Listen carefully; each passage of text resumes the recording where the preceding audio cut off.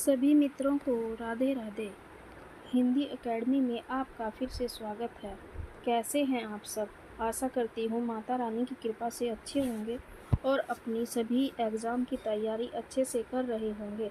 आज मैं बहुत ही इम्पोर्टेंट टॉपिक लेकर उपस्थित हुई हूँ, जिसमें हम मनोवैज्ञानिक कहानीकारों के विषय में और उनकी कहानियों के विषय में पढ़ेंगे कि उन्होंने मनोविज्ञान पर कौन कौन सी कहानियाँ लिखी हैं, जिसमें से आपको 2-3 प्रश्न तो हमेशा हर एग्ज़ाम में देखने को मिलेंगे, जिसमें कालक्रम के अनुसार भी होंगे, वन लाइनर भी होंगे और मिलान करने के लिए भी आपको क्वेश्चन मिल जाएंगे। इसलिए आप इसको ध्यान से नोट करते रहिएगा। इसमें बहुत ही मोस्ट इम्पोर्टेंट कहानियों और कहानी संग्रह को मैंने लिया है। आइए करते हैं मनोवैज्ञानिक कहानीकार। मनोवैज्ञानिक कहानीकार वे कहानीकार होते हैं जो अपनी कहानियों में चरित्रों के आंतरिक मनोविज्ञान, मन की उहापों और अंतर्मन की जटिलताओं को गहराई से दर्शाते हैं। अर्थात मनोवैज्ञानिक कहानीकार वे होते हैं जो हमारे मन की बाहरी जगत की नहीं, बल्कि हमारे मन की जो भावनाएं हैं उनको अपनी लेखनी में उतारते हैं। जो जटिलताएं हैं, जैसे कि गैंग्रीन कहानी है, जिसमें एक स्त्री की जटिलताओं को अज्ञे ने दर्शाया है। आगे देखते हैं, जिसमें बाह्य यथार्थ के बजाय व्यक्ति की आंतरिक स्थितियों पर अधिक बल दिया जाता है, यानी कि अंतर्मन की जो स्थितियां हैं उन पर अधिक बल दिया जाता है। हिंदी साहित्य में इलाचंद्र जोशी, जैनेन्द्र कुमार और अज्ञे तीनों प्रमुख मनोवैज्ञानिक कहानीकार हुए हैं। जो हमारा हिंदी साहित्य है, इसमें इलाचंद्र जोशी, जैनेन्द्र और अज्ञे तीनों ही मनोवैज्ञानिक कहानीकार माने जाते हैं। और शुरुआत किससे होती है? कालक्रम के अनुसार यदि देखा जाए तो शुरुआत इलाचंद्र जोशी से होती है। इन्होंने मनोवैज्ञानिक कहानी को, मनोवैज्ञानिक लेखन को जन्म दिया। जैनेन्द्र ने इसको परिपक्व किया और अज्ञे ने इसको चरम सीमा तक पहुंचाया है। आइए पहले मनोवैज्ञानिक कहानीकार को देखते हैं, इलाचंद्र जोशी। इलाचंद्र जोशी पहले व्यक्तित्व हैं जिन्होंने कहानियों में मनोविश्लेषणवाद को अपनाया है। और इलाचंद्र जोशी ने ही अपनी कहानियों में फ्रायड के सिद्धांत को आधार बनाकर कहानियों को लिखा है। किसके सिद्धांत को आधार बनाकर लिखा है? फ्रायड के, जो कि एक मनोवैज्ञानिक थे। फ्रायड कौन थे? मनोवैज्ञानिक थे। और फ्रायड के सिद्धांत को काम का सिद्धांत भी कहा जाता है। क्वेश्चन भी आता है कि फ्रायड के सिद्धांत को और किस नाम से जाना जाता है? कई नामों से जाना जाता है, लेकिन मेन काम के सिद्धांत से भी इनके सिद्धांत को जाना जाता है। और फ्रायड के सिद्धांत को ही आधार बनाकर इलाचंद्र जोशी ने अपनी कहानियों को लिखा है। इनकी प्रमुख कहानी संग्रह को देखते हैं। इनके प्रमुख कहानी संग्रह इस प्रकार है। पहला है रूपरेखा। पहला कौन सा है? रूपरेखा 1938, दिवाली और होली 1942, आहुति 1946, रोमांटिक छाया 1943, खंडहर की आत्माएं 1948, डायरी के नीरस पृष्ठ 1951, कटीले फूल लजीले कांटे 1951। ये इनके 7 प्रमुख कहानी संग्रह हैं। क्या है ये? कहानी नहीं है, कहानी संग्रह। कहानी संग्रह क्या होते हैं? जिसमें कई सारी कहानियाँ संकलित होती हैं। तो इनकी सबसे मोस्ट इम्पोर्टेंट कहानी है जो परीक्षाओं में बार बार आई है, एक तो है डायरी के नीरस पृष्ठ, इसको आप इम्पोर्टेंट लगा सकते हैं। खंडहर की आत्माएं, रोमांटिक छाया, आहुति, दिवाली और होली। ये कहानी संग्रह इनके बहुत ही मोस्ट इम्पोर्टेंट है। प्रमुख कहानियों में है इनकी पहली कहानी है सजनवा। यह 1919 ईस्वी में प्रथम कहानी है जो गल्फ माला पत्रिका में छपी थी। किस में छपी थी सजनवा? गल्फ माला पत्रिका में 1919 ईस्वी में छपी थी। दूसरी है इनकी प्रेतात्मा, जो कि बहुत ही इम्पोर्टेंट कहानी है। प्रेतात्मा। परित्यक्ता तीसरी है, परित्यक्ता।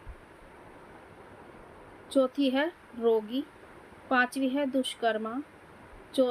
छठी है चौथे विवाह की पत्नी, मिस्त्री। ये ऊपर इनके कहानी संग्रह हैं और नीचे इनकी क्या है? कहानियां हैं, जो कि बहुत ही तीनों ही बहुत महत्वपूर्ण कहानीकार हैं। जिनसे हमें 3-4 क्वेश्चन हर एग्जाम में देखने को मिलते ही हैं किसी न किसी रूप में। जैनेंद्र। दूसरे आते हैं हमारे जैनेंद्र। जैनेंद्र का उपनाम क्या था? आनंदी लाल। यह भी पूछा जा सकता है कि जैनेंद्र का उपनाम क्या था। पूछा क्या जा सकता है, पूछा भी गया है, आनंदी लाल। कालक्रम के अनुसार देखा जाए तो इलाचंद्र जोशी ने कहानियों में मनोविश्लेषणवाद की शुरुआत की, लेकिन मनोविश्लेषणवाद को परिपक्व अवस्था तक लाने का कार्य किसने किया? जैनेंद्र ने किया।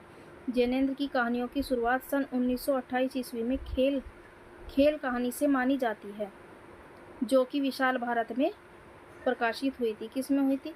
विशाल भारत में प्रकाशित हुई थी। परंतु जैनेंद्र ने अपनी प्रथम कहानी किसको माना है? जैनेंद्र ने अपनी प्रथम कहानी फोटोग्राफी को माना है। देखिए, जो विद्वान हैं, जो विश्लेषण करता है, वो तो जैनेंद्र की पहली कहानी किसको मानते हैं? 1928 में जो प्रकाशित हुई थी विशाल भारत में खेल को मानते हैं। लेकिन स्वयं जैनेंद्र जो अपनी पहली कहानी किसको मानते हैं? फोटोग्राफी को मानते हैं।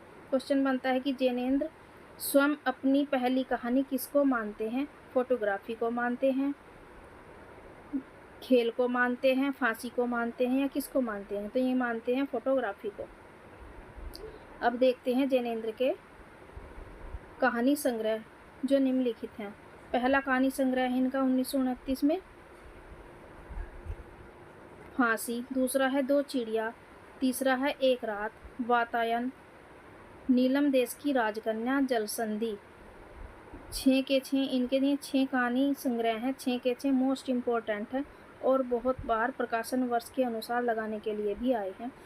फांसी 1929 में लिखा गया, दो चिड़िया 1934 में, एक रात 1935 में, वातायन 1931 में, नीलम देश की राजकन्या 1938 में और जयसंधि 1948 ईस्वी में लिखा गया है या प्रकाशित हुआ है। प्रमुख कहानियाँ हैं। कहानी इनकी और भी हैं, लेकिन इसमें प्रमुख खेल,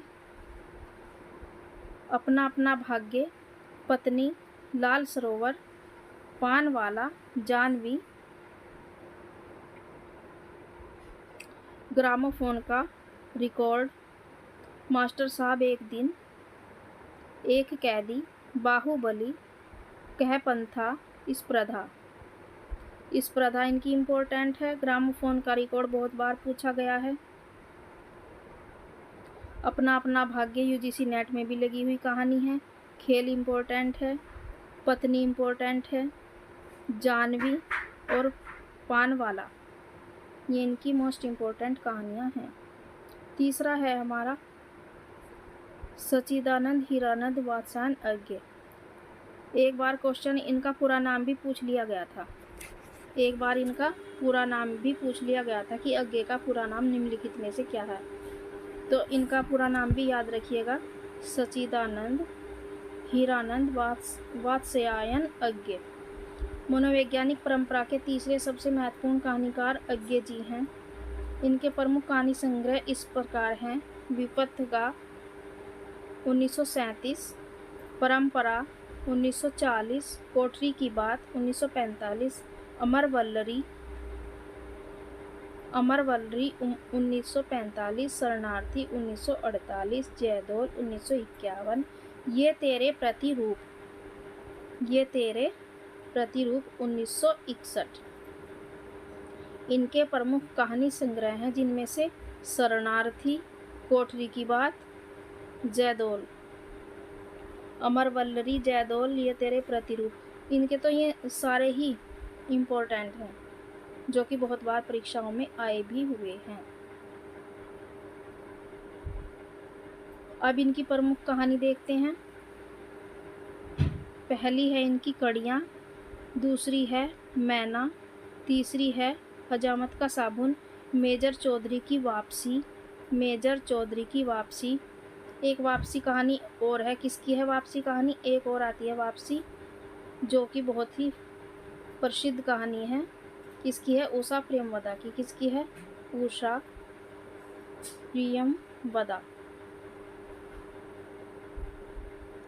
प्रियमवदा की कहानी है। मेजर चौधरी की वापसी, और वापसी कहानी किसकी है? उषा प्रेमवदा की। मेजर चौधरी की वापसी अज्ञे की। हजामत का साबुन, पुलिस की सीटी, सिग्नेलर, गैंग्रीन यूजीसी नेट में लगी हुई है, जो कि एक नारी की मनोविश्लेषणवादी ग्रंथियों पर आधारित है, जो पहले रोज नाम से प्रकाशित हुई थी, उसके बाद गैंग्रीन नाम से ये प्रकाशित हुई।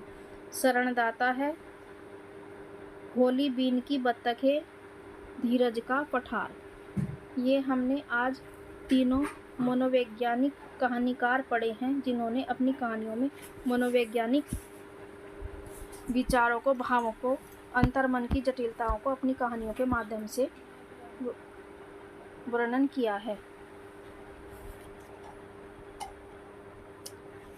और जिसने चैनल को सब्सक्राइब नहीं किया हो, जो चैनल पे नहीं हो, वे चैनल को सब्सक्राइब ज़रूर कर लें, तभी आपको आने वाली वीडियो की नोटिफिकेशन प्राप्त होगी। और कल मैं महिला कहानीकार पर आधारित कहानियों को लेकर आऊँगी, जो कि आपके लिए बहुत ही महत्वपूर्ण होने वाली है आने वाले एग्ज़ाम के लिए।